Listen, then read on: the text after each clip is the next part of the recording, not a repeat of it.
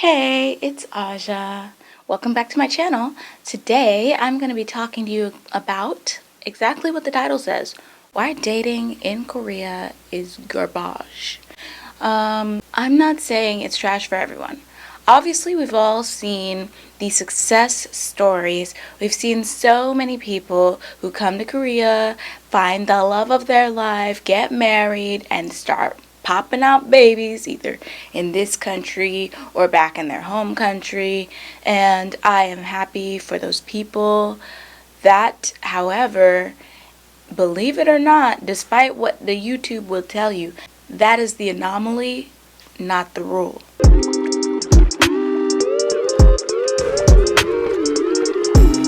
In general, the dating scene out here sucks for foreigners, especially, I'm going to go ahead and claim it, even though there are people who might disagree, but in my opinion, especially for black people. And I'm going to explain why. I would just like to posit here that I am telling all of this from the perspective of an English teacher. So if you're a foreigner working in Korea but not as an English teacher, it's possible that a lot of these things don't apply to you. If you're gonna go travel to Asia for the first time in your life, or even live there, then you're gonna wanna know what to expect. Especially if you're going to live somewhere long term, you wanna know how the dating's gonna be, what's the situation, is important.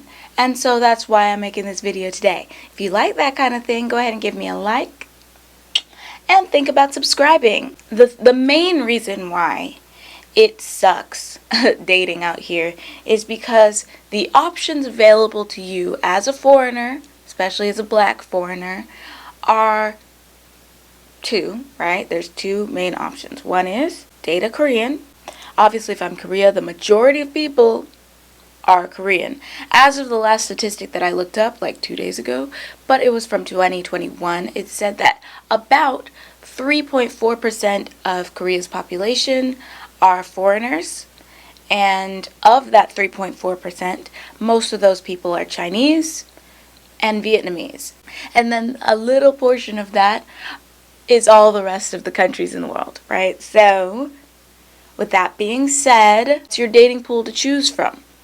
A Korean, or 3.4% of the country, who's majority Chinese or Vietnamese, so most likely you don't have a language in common.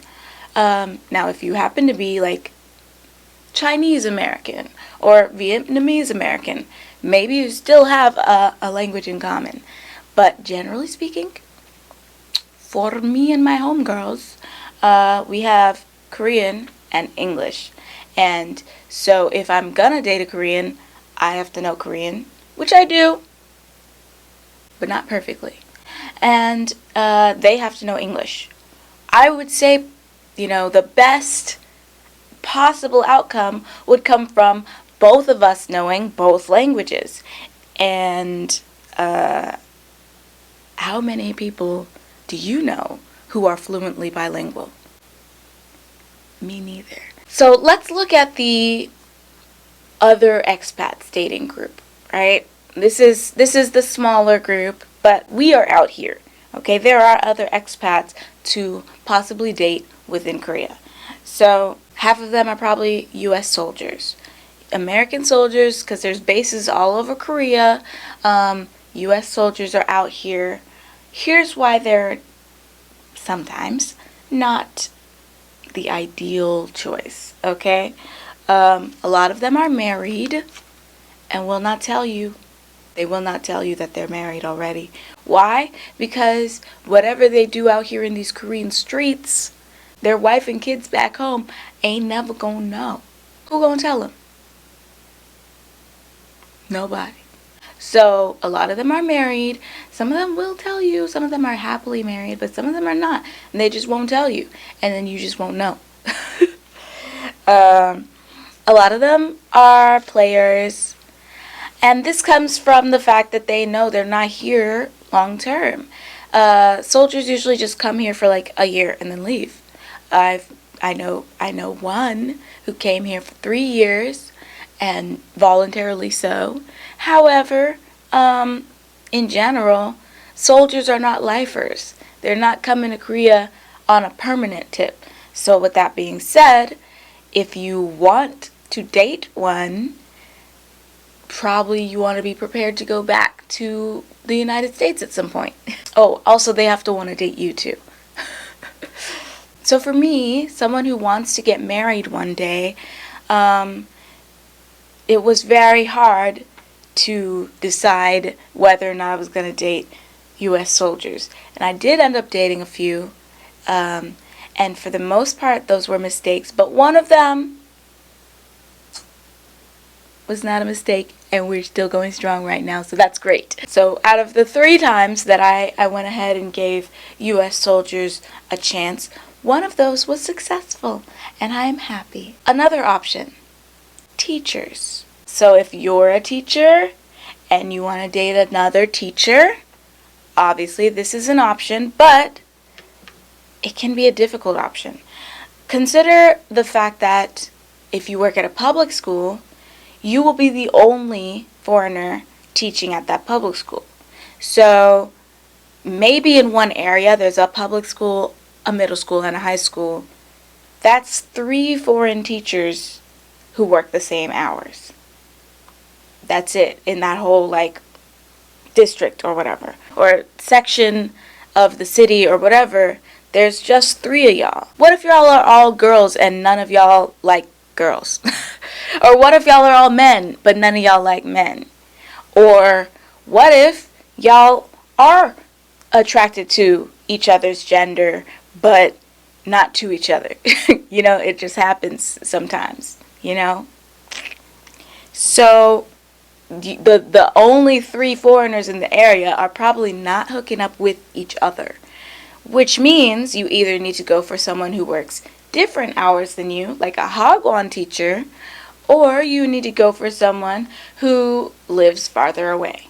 It can be very inconvenient, and again, even if there are 10 foreigners in one little area, that's still not a reasonable dating pool, right? You're not going to choose from just the 10 people in your neighborhood to date. I can walk past 10 people out there in the street today, and I don't want now one of them. And they don't want me. It's a no for me, dog. So I'm not saying you can't date a teacher. I'm just saying that they're either going to probably live kind of far from you, or they're going to be very few choices. They're probably going to work different hours than you because, Hagwon teachers work mainly after school. Public school teachers work school hours. When will y'all see each other? After they get off work at 10 o'clock at night? It's not great. It's not great. And these can also be very temporary conditions. When I came to Korea, I thought I was going to be here for life. And I eventually decided that that was not going to work for me because I want to eventually get married. And I can't find anyone who wants to be here for life. But that's not why I'm leaving the country.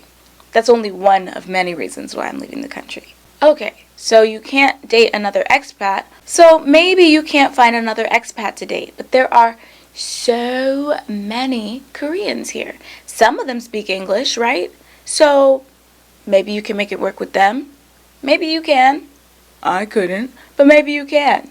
One of the reasons I couldn't is because of cultural differences. Cultural differences. That is such an annoying term because it makes it sound like I couldn't date a Korean because we're not the same. And that is bananas. That's not the case. But there are some things that are culturally different that are also unacceptable to me. I'm not going to go into detail about all of them, but I will talk about the fact that in general, Korean people are conditioned by the media, by just what they see around them, to marry other Koreans and to just play with foreigners.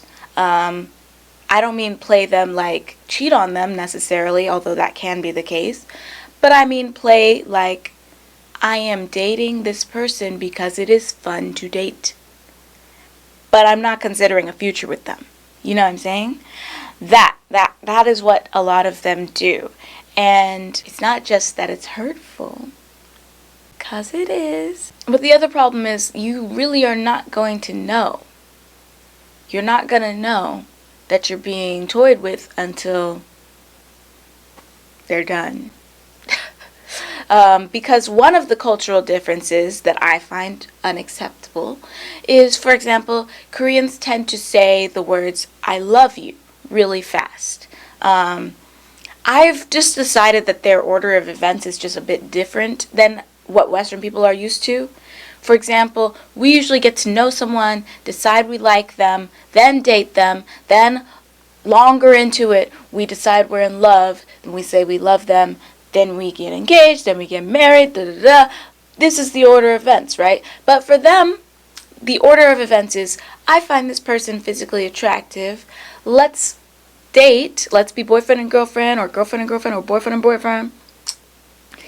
Let's go together, and then we can get to know each other while we go together, right? And then, once I decide that I like them as a person, I'll say I love you. And then, once I decide I love them, I'll say, let's get married. That's basically what I have noticed as the order of events. Not that I've ever been proposed to by a Korean. No Korean has ever been in love with me. I won't say that everybody automatically proposes as soon as they're in love. But I will say that the words "I love you" don't mean to them what it means to us. They don't carry that much weight. It really just means, wow, I really like you.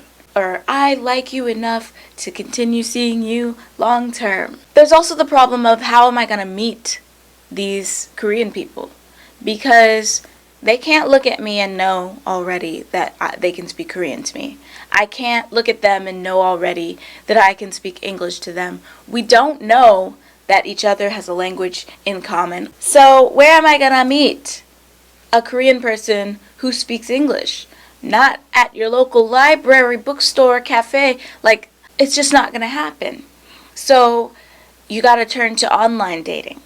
And the online dating is truly garbage. I mean, when I tell you that every online dating app is a hookup app, I'm not kidding. Bumble, Tinder, Coffee Meets Bagel. If I've tried it, I have found pee-pee pictures. Okay? If I've tried it, I have seen the shirtless thought pics, okay?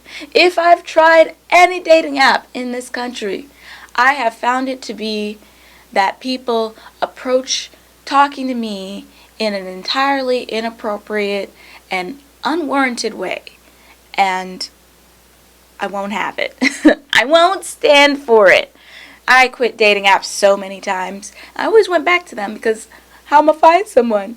But eventually, I really quit them for good, and I'm glad because, the streets. The main reasons why dating in Korea is garbage is someone who speaks your language, is open to being wherever it is you are long term, or you are open to leaving to where they're going with them, who is open to the type of relationship you want, and not just looking for hookups on the internet, who you find attractive and who finds you attractive. I think the people who fall into this acceptable group in this country, I think it's probably like 1% of the whole country. 1% of the whole country, and that's for me.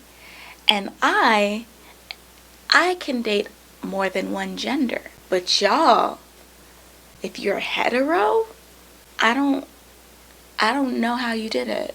If you want to pursue it, if you want to dive into the dating pool, I want to give you a pat on the back, but it's not one of the things I'm going to encourage on this channel. I am not ever going to be like, yes, you will have a great time dating in Asia. Because no, probably not. Sorry. Okay, so that's it. That's all I have to say for today's video. I hope you enjoyed it. And I will talk to you guys soon. I am late for work. I'm supposed to be there right now, and I'm not. I'm here filming for you guys. So, love ya. Subscribe. So bye.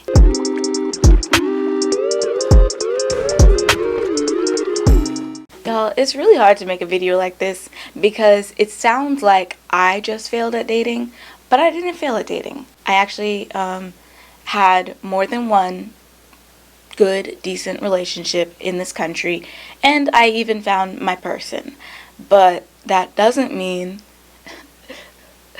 that I recommend dating to people, because I've been here for 6 years and I've had so much more negative experiences than positive. I just find it mostly negative. I want you to do as I say and not as I do, because I am a hopeless romantic and I'm heavy on the hopeless, but found one. So bye.